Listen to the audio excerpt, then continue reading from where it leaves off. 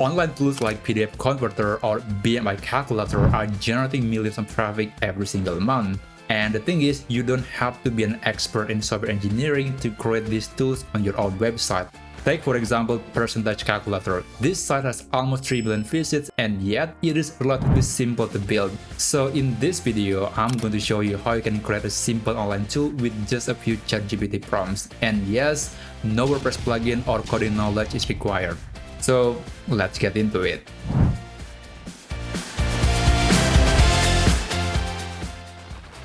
Alright, before we start, the first thing you need to do is to decide what online tool that you want to have on your own website. So just pause this video and then you can copy and paste this prompt to ChatGPT. So the prompt goes like this. I have a website about niche or topic of your website, and then the rest is basically just asking ChatGPT for giving some inspiration or sample of online tools that we could implement to your own website. After that, after you have decided what tool that you want to create, then we can move on to a new window in ChatGPT or other AI tool that you prefer. And the tool that I want to create is something like this. This is actually a sample that I've created before. And this is a simple tool that allows me to create a nice looking screenshot that could be posted on Instagram. So I could choose a random color gradient and I think it looks nice. And I can upload an image. For example, I can upload this screenshot of a tweet and then I can download it to my computer. And this can be posted to Instagram. This tool is created using AI and I'm not touching the code at all. So definitely this is something that anyone can create. So let's go back to ChatGPT and I'm going to open a new chat window. Alright, by the way, I think it is important to know that I'm using ChatGPT 4.0, which is the newest version of ChatGPT by the time of recording this video. But there are some comments or criticism about this version of AI. Some people say that it is not very good for coding, and some people argue that ChatGPT 4 or even Cloud Opus is way better for coding compared to GPT 4.0. But I think if your tool is simple, then I believe this tool is sufficient to create that. So anyway, let's add our first prompt. The prompt that I'm going to use is something like this. I have created that and I'm going to just copy and paste this to ChatGPT. Okay, I need to explain the prompt a bit. The first paragraph is I want to create an online tool called, and then you can give a name to that tool. And you can add some description about the tool. It's going to be just a simple description that helps the AI understand about what you are trying to achieve. Then it is very important to add this line. So the line goes like this. But let's start with something simple. Then we will move on to add more features.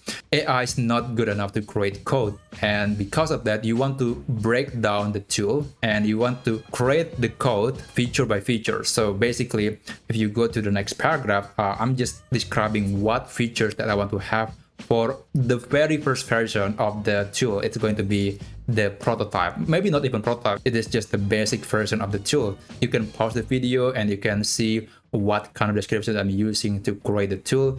But my recommendation is you have to be as descriptive and as detailed as possible. Okay, let's move on to the third paragraph. Be sure the tool has a responsive design, obviously, because we want to put this on the web and therefore being responsive is absolutely necessary. And then use only HTML, CSS, and JavaScript in one file. So usually if you do not include this line in your prompt, ChatGPT or the AI will give you separate HTML, CSS, and JavaScript code, and that is not what we want because we want to make everything as streamlined as possible and we just want to get the code quickly, copy and paste it to your own website. And then you don't have to provide the full HTML structure and head section because I'm going to insert it to WordPress via the custom HTML block.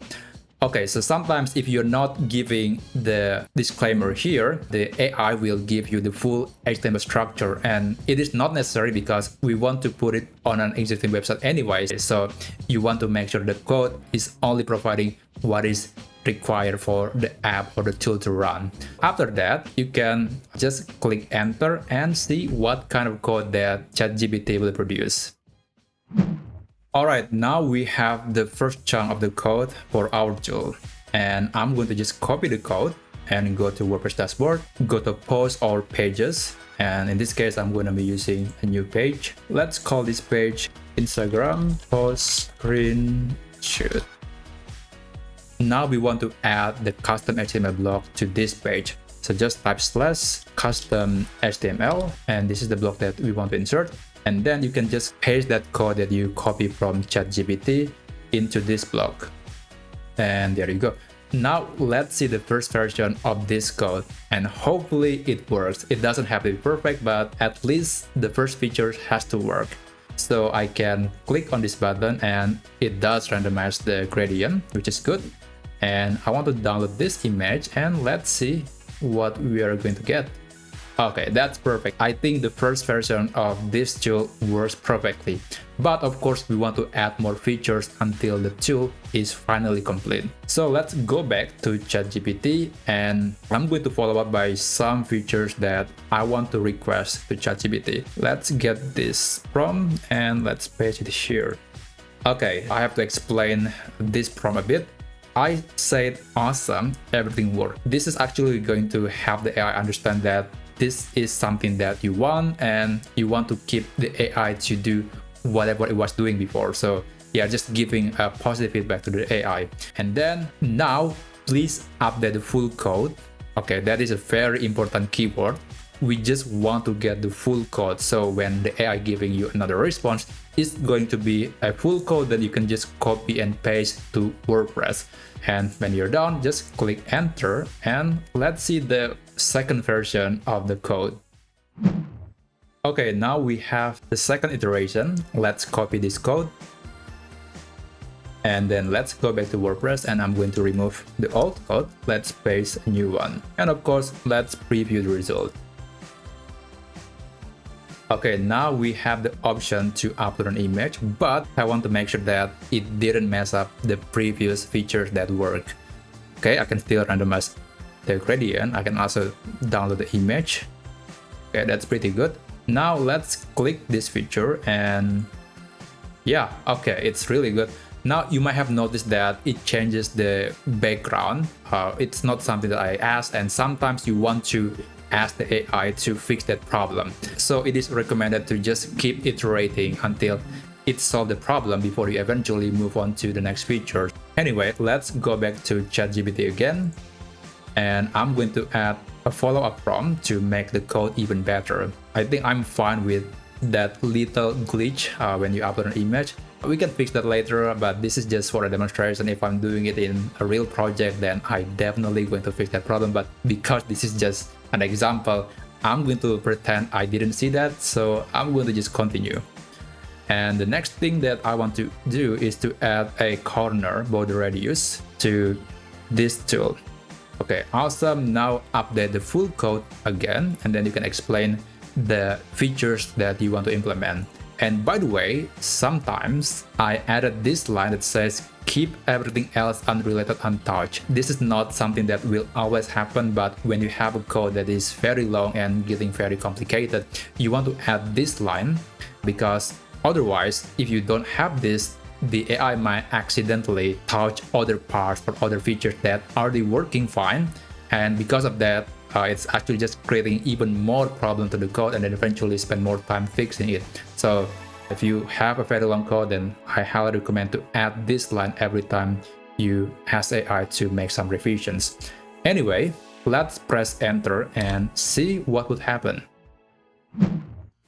Okay, now we have the third revision of the code. Let's copy this code, and hopefully it added the feature that I'm asking.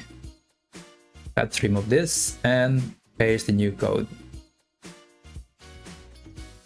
Okay, so basically I just asked to add some border radius to the uploaded image. Let's see if it's actually doing what I asked.